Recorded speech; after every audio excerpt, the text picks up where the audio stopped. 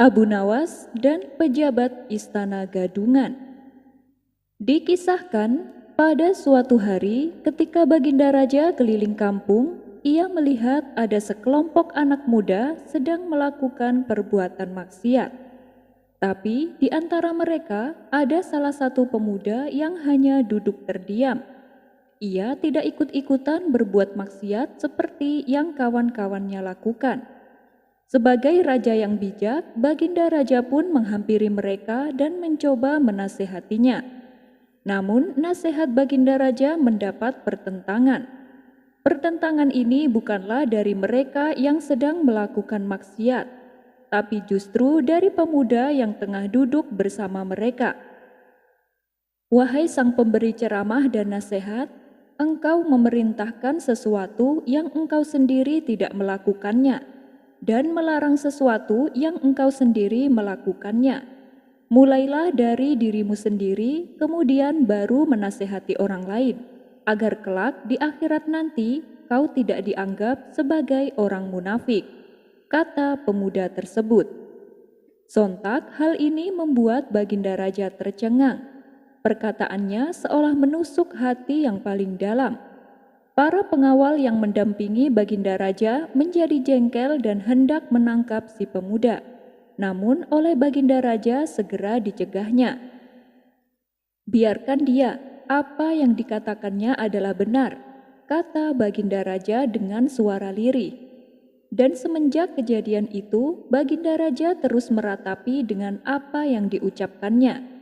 Sebab hatinya sangat rapuh dan mudah menangis apabila mendengar kata-kata tentang masalah akhirat. Dalam hati ia berkata, pemuda itu sepertinya orang alim dan meskipun dia duduk bersama ahli maksiat, ia tak gegabah menyalahkan perbuatan mereka. Sedangkan aku masih banyak dosa, tapi dengan mudahnya aku menyalahkan dan menghakimi mereka. Akibatnya Baginda Raja pun selalu dihantui oleh rasa bersalah. Kemudian untuk mengatasi kemelut di hatinya, ia mengadukan hal ini kepada Abu Nawas. Yang Paduka lakukan itu sudah benar, kenapa harus merasa bersalah? Kata Abu Nawas mencoba menenangkan. Tapi Abu Nawas yang mengatakan hal itu adalah pemuda yang alim, dan ini membuatku sangat bersalah, ujar Baginda Raja. Baiklah, begini saja Paduka, kita tawari dia menjadi pejabat istana.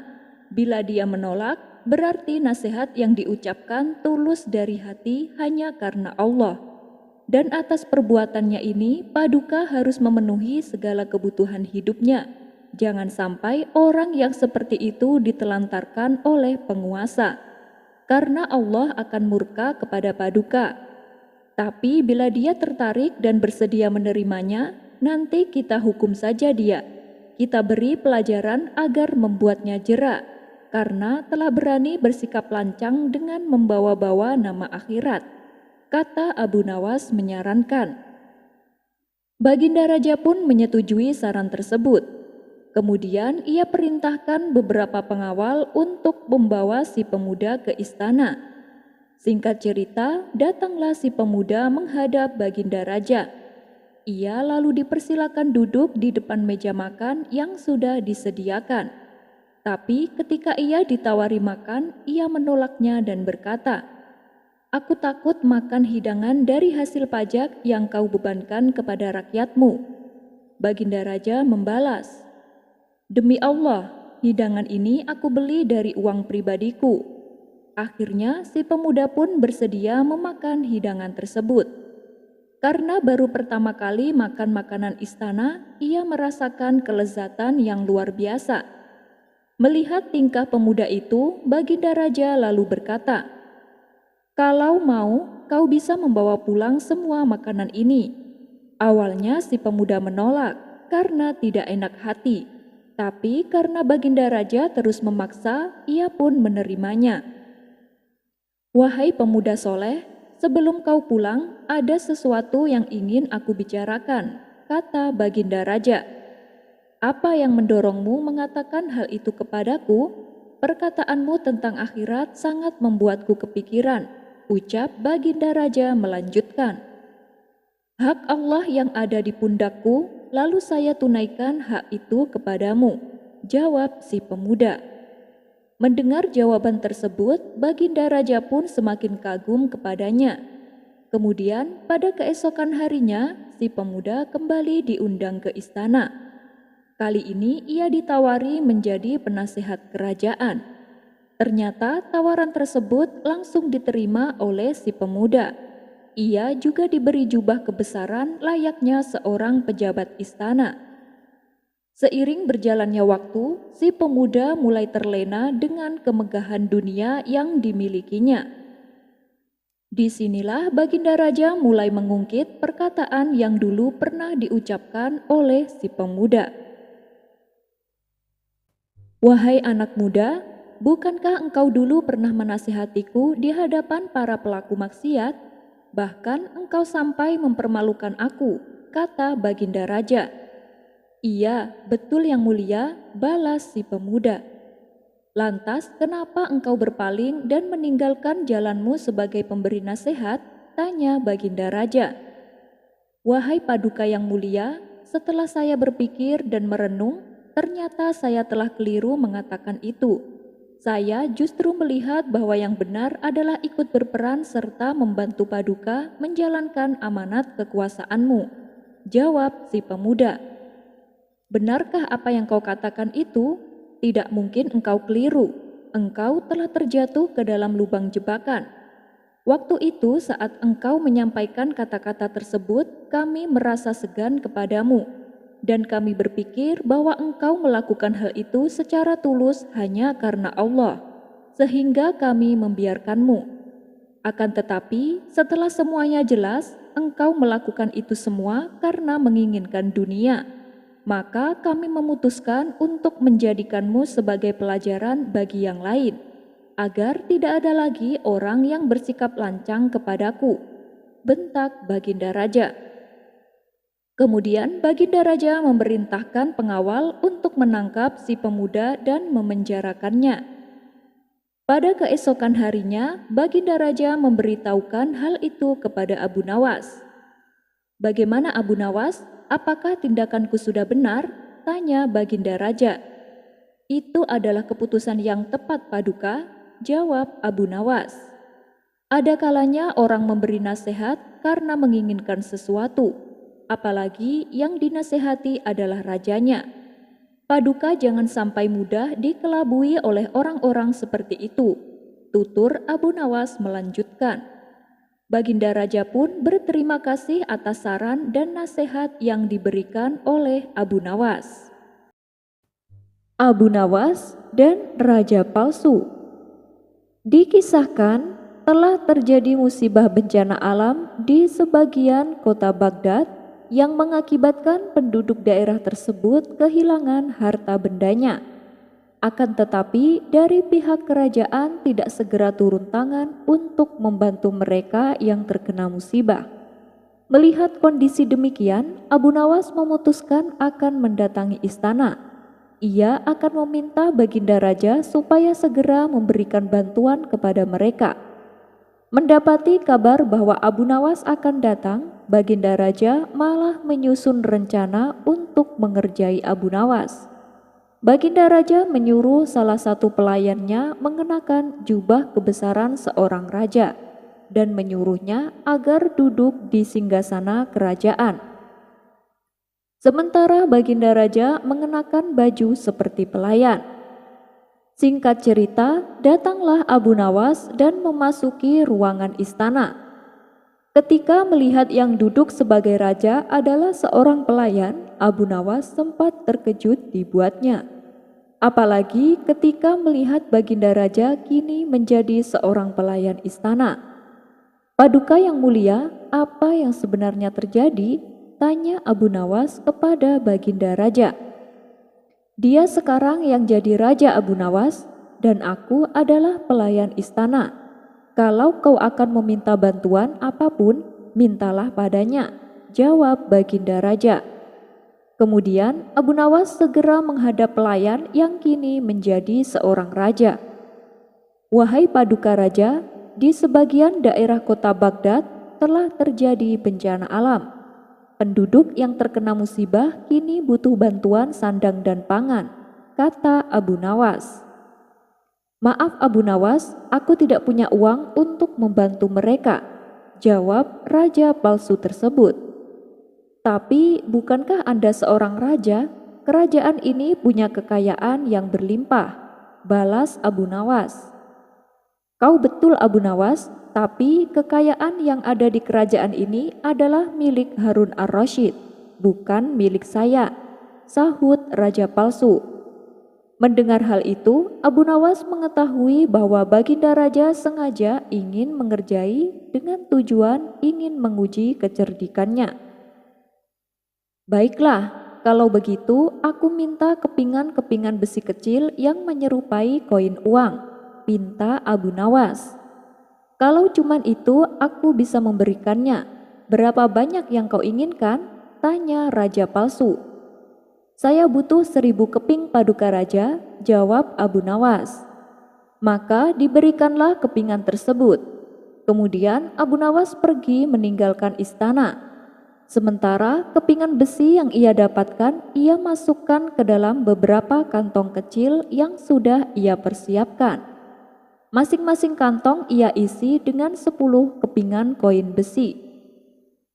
Pada keesokan harinya, ia bagikan kepada warga yang terkena musibah. Kalian dapat bantuan uang dari istana sejumlah 100 dinar, kata Abu Nawas sambil menyerahkan kantong kecilnya. Setelah selesai membagikan bantuan, para warga yang menerimanya seketika menjadi emosi. Kurang ajar Abu Nawas, dia telah menipu kita. Uang yang diberikan adalah uang palsu, kata salah satu warga penuh amarah. Karena saking emosinya, ratusan warga segera menangkap Abu Nawas dan menyeretnya ke istana. Baginda Raja yang sedang duduk di atas singgasana terkejut oleh kehadiran ratusan orang di depan gerbang istana. Ia pun langsung menghampiri mereka. Ada apa ini? Tanya Baginda Raja. Ampun paduka yang mulia, Abu Nawas telah menipu kami. Dia memberikan uang palsu kepada kami. Katanya itu adalah bantuan dari istana, jawab mereka. Sontak Baginda Raja pun ikut-ikutan emosi. Kau sangat keterlaluan Abu Nawas, mereka sedang dilanda musibah, tapi kau malah memberikan uang palsu, bentak Baginda Raja. Namun bukannya takut, Abu Nawas malah cengengesan. Hal ini membuat Baginda Raja semakin bertambah emosi. Ia pun segera menyuruh beberapa pengawal untuk memasukkan Abu Nawas ke dalam penjara. Tunggu yang mulia, salah saya apa? Kenapa saya harus dipenjara? Tanya Abu Nawas. Kau tidak usah berpura-pura Abu Nawas, sudah jelas-jelas kau melakukan penipuan dan mereka telah menjadi korban. Dan kau telah berani memfitnah bahwa uang palsunya berasal dari istana, hardik Baginda Raja. Maaf paduka yang mulia, kita semua tahu bahwa paduka adalah seorang raja yang bijak. Tentunya paduka akan memberikan hak berbicara kepada seorang terdakwa untuk melakukan pembelaan, kata Abu Nawas. Baik, apa pembelaanmu? Tanya Baginda Raja. Sebelum saya melakukan pembelaan, izinkan saya bertanya kepada paduka. Sesuatu yang keluar dari kuda pasti namanya akan diembel-embeli kata kuda. Misalnya, ketika mengeluarkan anak, namanya pasti anak kuda. Tidak mungkin jadi anak sapi. Begitu pula saat mengeluarkan kotoran, namanya juga kotoran kuda. Bagaimana menurut paduka? Ucapan saya salah atau benar? Tanya Abu Nawas. Benar, tapi apa hubungannya dengan kesalahanmu? Kata Baginda Raja balik bertanya. Begini paduka, tempo hari sewaktu saya ke istana, yang duduk di atas singgasana adalah raja palsu. Jadi apapun yang dia berikan padaku pasti berupa sesuatu yang palsu, termasuk kepingan koin besi yang aku bagikan kepada mereka. Kepingan koin itulah yang disebut mereka sebagai uang palsu. dan saya pun membenarkan mereka. Namanya saja pemberian raja palsu, jadi yang saya terima pasti juga uang palsu. Dan sekarang berhubung raja aslinya telah kembali, maka sudah menjadi kewajiban raja asli untuk mengganti uang palsu mereka menjadi uang yang asli, jelas Abu Nawas. Mendengar penjelasan tersebut, Baginda Raja pun memuji akan kecerdikan Abu Nawas. Ia segera mengganti uang palsu dengan uang asli kepada para warga. Adapun para warga tampak bingung dan heran akan tingkah Abu Nawas ini. Tadinya dia dianggap telah menipu, tapi kenapa malah membantu mereka? Abu Nawas pun lalu memberitahu dan menceritakan kejadiannya dari awal dan alasan kenapa dia berbuat demikian. Begitu mengetahui yang sebenarnya, mereka yang tadinya marah dan emosi merasa bersalah dan meminta maaf kepada Abu Nawas. Abu Nawas dan sahabat yang buta huruf. Tidak jauh dari rumah Abu Nawas ada tetangganya yang bernama Ali. Dia adalah orang yang buta huruf dan tak pandai menulis. Suatu ketika, saat istrinya sedang berada di negeri seberang, Ali ingin mengirim surat kepadanya. Tapi ia bingung harus minta tolong kepada siapa. Maka terbesitlah sosok Abu Nawas di benaknya. Lebih baik aku minta tolong sama dia. Dia itu kan orangnya baik dan suka menolong, pikir Ali dalam hati. Kemudian ia pun bergegas pergi menuju rumah Abu Nawas. Wahai Tuan Abu, maukah kau menolongku? Pinta Ali. Oh, insya Allah. Apa itu? Tanya Abu Nawas. Aku ingin mengirim surat ke istriku, tapi aku ini kan buta huruf Tuan Abu. Maukah kau menuliskannya? Pinta Ali. Mendengar permintaan tersebut, Abu Nawas menjadi bingung. Bukan karena ia tidak bisa menulis ataupun buta huruf, melainkan tulisan tangannya susah dibaca oleh orang lain. Menyadari akan hal itu, Abu Nawas pun menolaknya dengan berbagai macam alasan. Akan tetapi Ali terus mendesaknya agar Abu Nawas bersedia menolongnya. Setelah berpikir cukup lama, akhirnya Abu Nawas menyanggupi. Baiklah, aku akan menolongmu, tapi jauhkah istrimu tinggal? Tanya Abu Nawas. Memangnya apa bedanya? Jauh atau dekat? Kata Ali merasa heran. Tentu saja beda, balas Abu Nawas. Apa yang membedakannya Tuan Abu? Nanti kan tinggal diserahkan ke tukang kirim surat. Kalau mengenai soal ongkos, itu sudah jadi tanggung jawab saya Tuan Abu, ujar Ali memberitahu. Bukan masalah itu. Jadi begini, tulisan saya kan aneh dan susah dibaca. Hanya saya yang bisa membacanya. Kalau tempat tinggal istrimu jauh, tentu akan memakan biaya lebih banyak karena saya harus ke tempat istrimu untuk membacakan suratnya. Jelas Abu Nawas. Mendengar penjelasan tersebut, Ali serta-merta meninggalkan Abu Nawas tanpa berkata sepatah kata pun. Kisah selanjutnya. Abu Nawas terkadang dianggap sebagai orang yang bodoh. Itu disebabkan karena perilaku dan perkataannya yang seringkali di luar nalar. Namun sebenarnya Abu Nawas adalah orang yang pintar dan cerdas. Ia juga terkenal akan kebijaksanaannya. Banyak orang yang ingin bertemu dengannya dengan tujuan hanya ingin menguji seberapa cerdas dan pintarnya Abu Nawas. Mereka adalah orang-orang yang nyatanya hanya tahu sedikit ilmu, namun merasa memahami berbagai ilmu. Meski demikian, Abu Nawas tetap meladeni mereka. Bahkan dirinya berbicara sesuai dengan tingkat kecerdasan lawan bicaranya. Tidak heran jika terkadang Abu Nawas akan bersikap seperti orang bodoh. Itu semata-mata karena ia menyesuaikan lawan bicaranya. Pada suatu sore, saat ia selesai memberikan pelajaran kepada murid-muridnya, Abu Nawas tidak langsung masuk ke dalam rumahnya. Langkah kakinya berjalan keluar menuju sebuah kebun luas miliknya. Sesampainya di sana, Abu Nawas melepas rasa penatnya dengan duduk santai di bawah pohon arbei.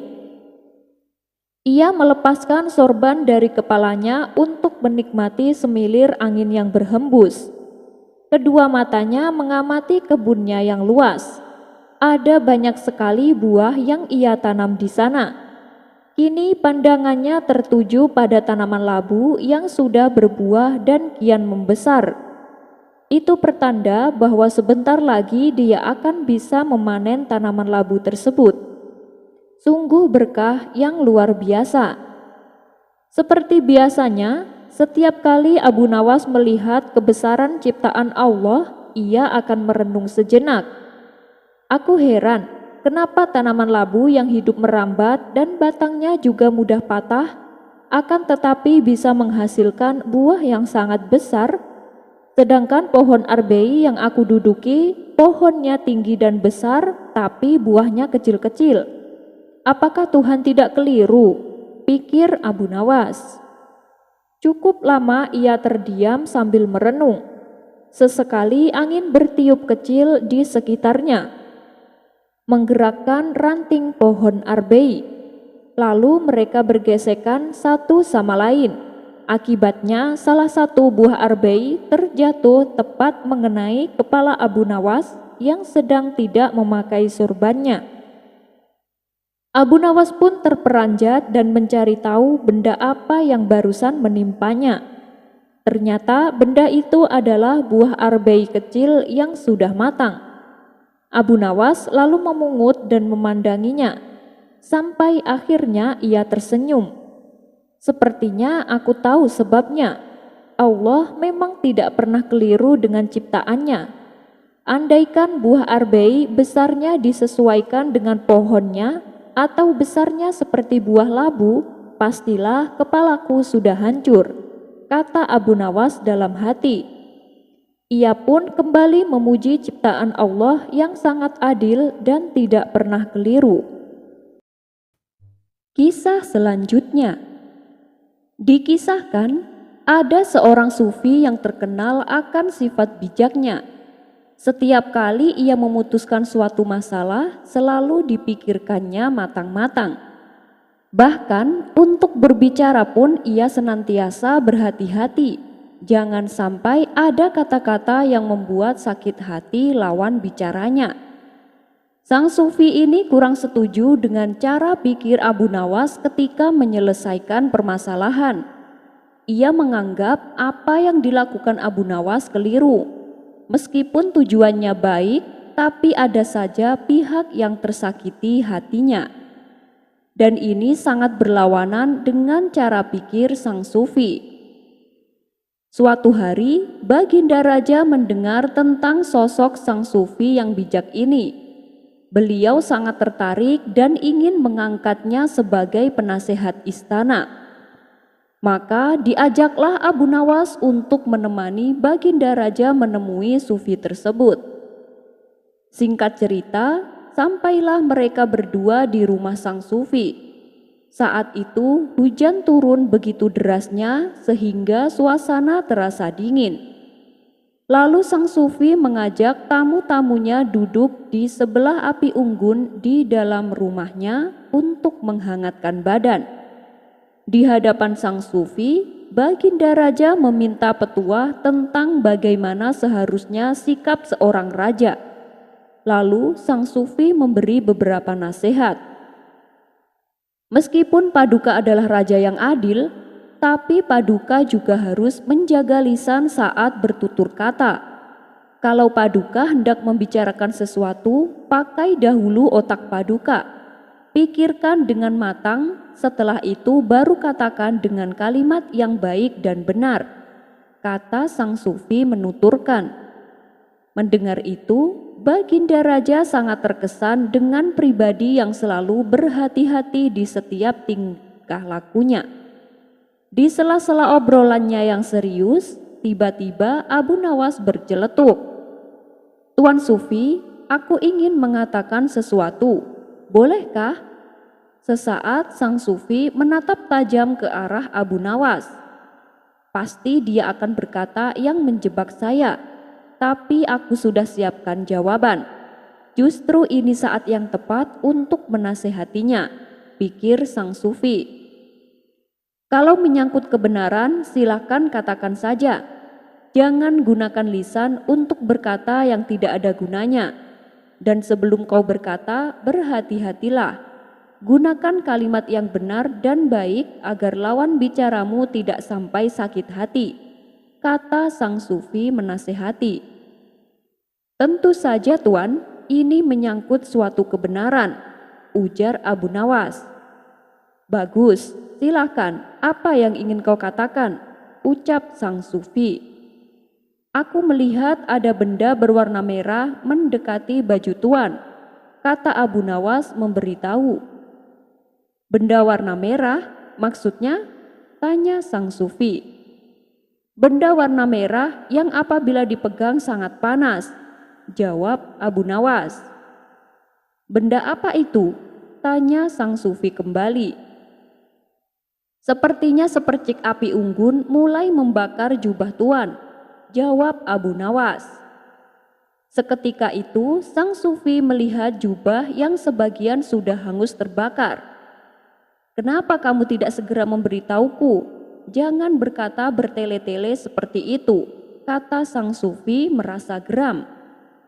Loh, ini kan sesuai dengan nasihat Tuan.